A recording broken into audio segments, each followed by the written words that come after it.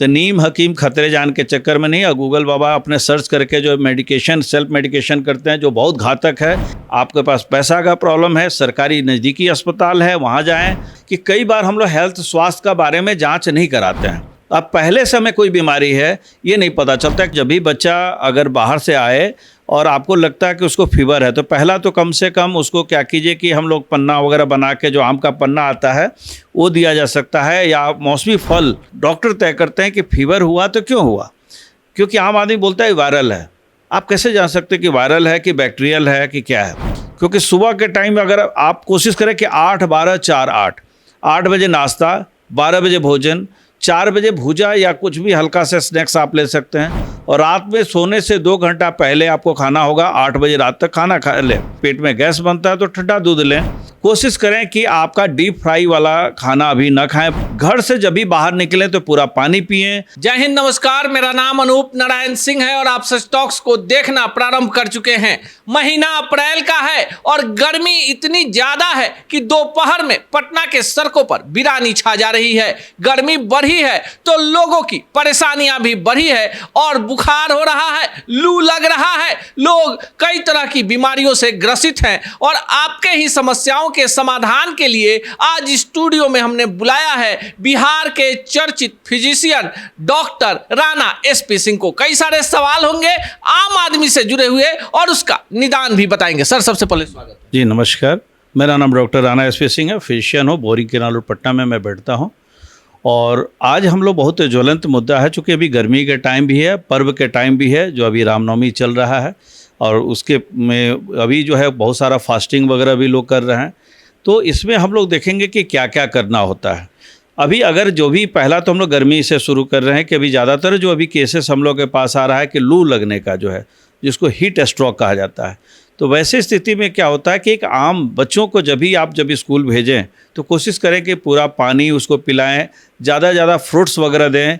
खाना में आपका जो भी उसको लंच वगैरह जो भी भेजें, अगर माताएं जो देती हैं तो कोशिश करें कि कम तेल वाला कोई चीज़ दें। तेल वाला जो देंगे तो उसमें जो पैक जब रहेगा तो नुकसान उसको कर सकता है, पेट से संबंधित बीमारियां हो सकती हैं।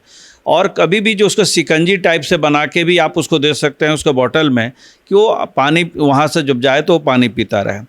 अगर कोई भी सीनियर सिटीजन है और उनको पहले से ब्लड प्रेशर या डायबिटीज़ है तो उनको ये ज़रूर देखना होगा कि 3 लीटर पानी पी सकते हैं। और बाकी आप किसी भी रूप में जो है खाना आप रॉ लेते हैं, मौसमी फल जैसे तरबूजा, खीरा, ककड़ी, ये सब के द्वारा बाकी आप लें, उसको शरीर में लें।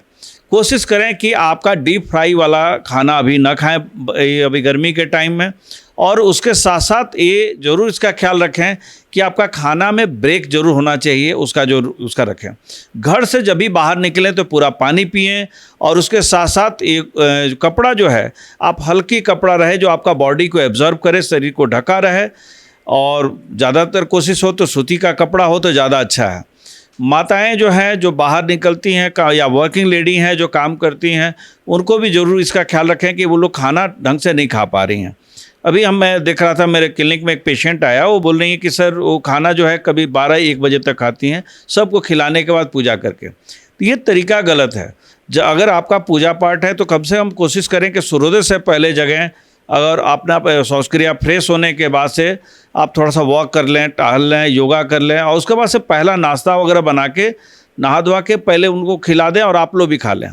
क्योंकि सुबह के टाइम में अगर आप कोशिश करें कि 8-12-4-8 बजे नाश्ता, 12 बजे भोजन, 4 बजे भूजा या कुछ भी हल्का सा स्नैक्स आप ले सकते हैं, और रात में सोने से 2 घंटा पहले आपको खाना होगा। 8 बजे रात तक खाना खा लें। उसके बाद से सोने के टाइम में आप चाहते हैं तो दूध वगैरह लें। पेट में गैस बनता है तो ठंडा दूध लें, और गैस नहीं बनता है तो आप सुसुम दूध ले सकते हैं। डायबिटीज अगर नहीं है तो उसमें गुड़ का सेवन, आपका जो है दूध में गुड़ डालें, न कि चीनी डालें।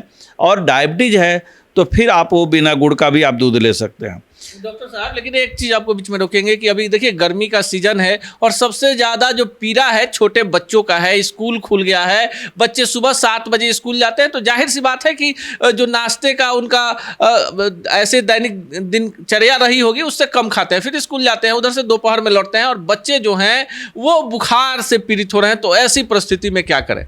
देखिए, उसके लिए बहुत ज़्यादा घबराने की ज़रूरत नहीं है। जब भी बच्चा अगर बाहर से आए और आपको लगता है कि उसको फ़ीवर है, तो पहला तो कम से कम उसको क्या कीजिए कि हम लोग पन्ना वगैरह बना के, जो आम का पन्ना आता है वो दिया जा सकता है, या मौसमी फल आप ज़्यादा कोशिश करें कि मौसमी फल दें, या फ्रूट पंच आप बना सकते हैं कि बच्चों के लिए कई फल वगैरह का जो बना के उसको दिया जा सकता है। और अगर फ़ीवर आता है तो पहला इलेक्ट्रॉल पाउडर ज़रूर दें, क्योंकि अगर बच्चा को पानी की कमी होगी और उसका ग्लूकोज अगर इनबैलेंस होगा तो पेशेंट को हो सकता है कि चमकी जो कहा जाता है कि उसको कन्वल्सन्स जो वैसा भी आ सकता है। तो पानी का पट्टी दें और हर बार तुरंत एंटीबायोटिक्स के पीछे ना पड़ें। पैरासीटामोल आपके घर में है, आप उनको दे सकते हैं, और कंसल्ट डॉक्टर, क्वालिफाइड चिकित्सक से आप संपर्क करें और उनके हिसाब से, ज़रूरत के हिसाब से वो दवा सजेस्ट करेंगे। कारण है कि अभी के टाइम में हीट स्ट्रोक भी हो सकता है, आपका जॉन्डिस भी हो रहा है, टाइफाइड भी। बच्चे चूँकि खाएंगे और कुछ भी हाथ गंदा साफ नहीं रहा और मुंह में उंगली हमेशा रखता है, लोग खाना खाता है या एक दूसरे का भोजन शेयर करता है, तो कई बार होता है कि पानी जो है, अगर हर बच्चे कहीं कहीं का पानी ले लिए, ख़त्म हुआ पानी, कहीं बोतल वगैरह जनरल मिनरल वाटर तो हर जगह व्यवस्था नहीं है, तो वैसी स्थिति में क्या होता है कि बच्चा इन्फेक्टेड होना चाहता है, गैस्ट्रोएंटेराइटिस भी हो सकता है। तो ये डॉक्टर तय करते हैं कि फीवर हुआ तो क्यों हुआ, क्योंकि आम आदमी बोलता है वायरल है।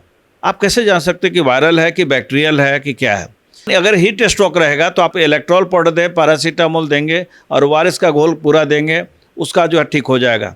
और आम का पन्ना वगैरह जो आता है उसको आप जो है आप उसको दे सकते हैं। लेकिन कोशिश करें, जो ज़्यादा अभी तरबूजा का टाइम में जो इसको हम लोग कहते हैं खीरा, तरबूजा, ये सब मिलता है और ये बहुत कॉमन है, तो इसको ज़्यादा मात्रा में इसको बच्चा को खाने के लिए उसको डालें।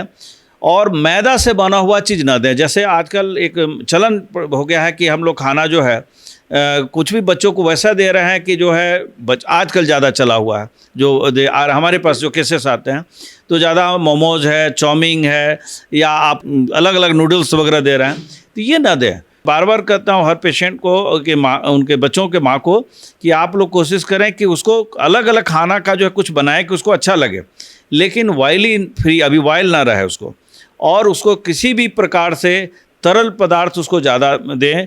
लेकिन घर पर जब आए तो उसको खेलने के लिए मौका दें, लेकिन उसको पानी जो है ज़्यादा से मात्रा में पिलाएं। इलेक्ट्रॉल पाउडर आप दे सकते हैं, आप उसको पानी में बना के दे दीजिए, घर पर आता है वो पिए और उसको खेलने के लिए दें। तो उससे क्या होगा कि बच्चा आपका जो है हीट स्ट्रोक से भी बचेगा। अगर आया तो पानी का पट्टी जरूर सर पर दें और पानी पिलाते रहें, लेकिन पानी में इलेक्ट्रॉल पाउडर देते रहें। चूँकि ये कन्फ्यूज़न रहता है कि इलेक्ट्रॉल ठंडा होता है, या हम लोग कई फीवर में बोलते हैं, मैं बोलता हूँ कि इलेक्ट्रॉल या ओआरएस दीजिए, तो कहते हैं सर फीवर में हमको ऐसा कुछ नहीं है, इसको लेना चाहिए। इससे क्या होता है कि उसको वीकनेस भी नहीं आएगा, और पेशेंट क्या होता है कि अगर हल्का भी वो भोजन ले रहा है तो उसको कुछ नुकसान नहीं होगा। तो ये इसका जरूर करें। दूसरा है कि बच्चों के साथ साथ उनके जो है केयर करने वाले हैं, जो है उनकी माताएं हैं, आजकल बहुत कम उम्र में उन लोग की बीमारियां हो जा रही हैं, आए दिन देख रहे हैं। जैसे एक वीडियो वायरल हो रहा था कि एक आदमी डांस कर रहा और गिर जा रहा और फेंट कर जा रहा, कभी बच्चियां जो है कई बार हो जा रहा। उसका बहुत सारा कारण है, मैं आपके माध्यम से भी बताना चाहूँगा। उसका एक और कारण है कि कई बार हम लोग हेल्थ स्वास्थ्य का बारे में जांच नहीं कराते हैं। अब पहले से हमें कोई बीमारी है ये नहीं पता चलता। एक छोटा सा वाकया है, एक पेशेंट आया मेरे पास और वो कहा कि उसको जो है एक दिन पहले किस डॉक्टर से दिखाता है, उनको कमर पीठ में दर्द है, अकबरपुर साइड का है, और उसके बाद दवा लिखी जाती है। दूसरे दिन फिर वो हॉस्पिटल में एडमिट होता है, फिर उसको वही प्रॉब्लम है कि उसको चेस्ट में पेन है, पीठ में दर्द है, पहले से कोई हिस्ट्री ब्लड प्रेशर और शुगर का नहीं है। फिर 11 बजे के मेरे बारे में मुझे कहा जाता है, मुझे मेरे पास आता है, जो मैं देखता हूँ वो स्वेटिंग उसका और बार बार जो होना, तो मैंने पहले प्रोपनीन एक टेस्ट होता है जो हम लोग देखते हैं कि हार्ट अटैक वगैरह का है कि नहीं, और एक हमने कहा कि तुरंत एक पहला जो है उस टाइप का गर्मी का टाइम है तो पहला कह कि पानी में डिस्प्रिन डाला और उसको पिलाइए। और आप उसके साथ साथ आप कोशिश करें कि क्लोपिड्रोल आपके पास आपको हो, या आपका जो जनरल आपका लिपिरोज या एटोरोस्टिन दवाएं होती है उसको दे के और उसको तुरंत डॉक्टर के पास लेके भागें। तो मैंने वही किया और तुरंत उसको कहा कि इको कराया। इको में निकला उसका जो है 80% हार्ट में ब्लॉकेज था, मैंने हार्ट में प्रॉब्लम था। जबकि वो आदमी क्या कर रहा था कि अपने को दिमाग में रख रहा था कि मुझे पानी की कमी है, वीकनेस है, खाना मैं ढंग से नहीं खाता हूँ, और मान लीजिए कि मैं उसको लेट कर देता तो दिक्कत हो जाता है। फिर मैं एक बड़े अस्पताल में भेजा, वहाँ बाद में तत्काल स्टेनिंग हुआ और अभी ठीक है, और मैंने कहा कि बाद में उसको जो है ऑपरेशन होगा। तो मैंने इसलिए इस कहानी में वाकया में इसको लाया कि आए दिन हम लोग कंट्रोवर्सी में पड़ जाते हैं कि हार्ट अटैक हुआ है तो क्या ये वैक्सीन के वजह से है, ये गलत है। क्योंकि हम लोगों ने वैक्सीन लिया है और ऐसा कुछ नहीं है। आप कभी भी व्यक्ति को बीमारी रहे या ना रहे, स्वास्थ्य जांच कराते रहें। और स्वास्थ्य जांच में क्या है कि कॉमन है, लिपिड प्रोफाइल जरूर कराएं, ब्लड शुगर क्या है, सीनियर सिटीजन है, इलेक्ट्रोलाइट्स क्या है, सोडियम पोटेशियम का जो है स्थिति क्या है, उसके साथ KFT देख लें कि अगर उल्टा सीधा खाना, सेल्फ मेडिकेशन है तो इसको जरूर साल में इसको जरूर करा लें। अगर किसी को बहुत दिन से डायबिटीज़ है तो आपका आँख ठीक भी है तो रेटिना जरूर चेक कराएं। रेटिना का मतलब ये नहीं होता है कि मैं चश्मा मुझे तो दिखाई दे रहा है या कम है या जो भी है, चश्मा जाकर दिखाएं डॉक्टर के पास। लोग उसके धारणा बनता है कि मैं जाऊंगा तो चश्मा लिखेगा मेडिसिन।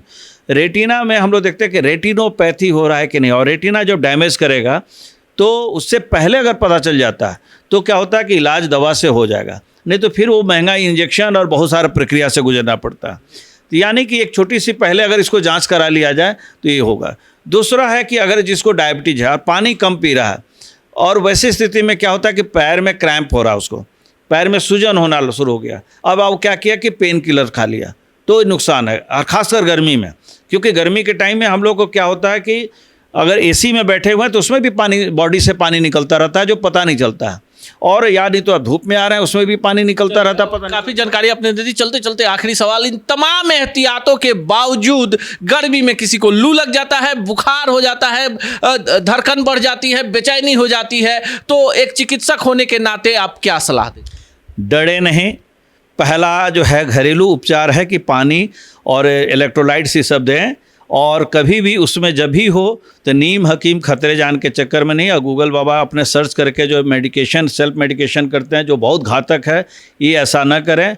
आपके पास पैसा का प्रॉब्लम है, सरकारी नज़दीकी अस्पताल है, वहाँ जाएं, वहाँ मुफ्त में इलाज होगा, मुफ्त में दवाएं मिलेंगी। लेकिन कोशिश करें कि सेल्फ मेडिकेशन से बचें।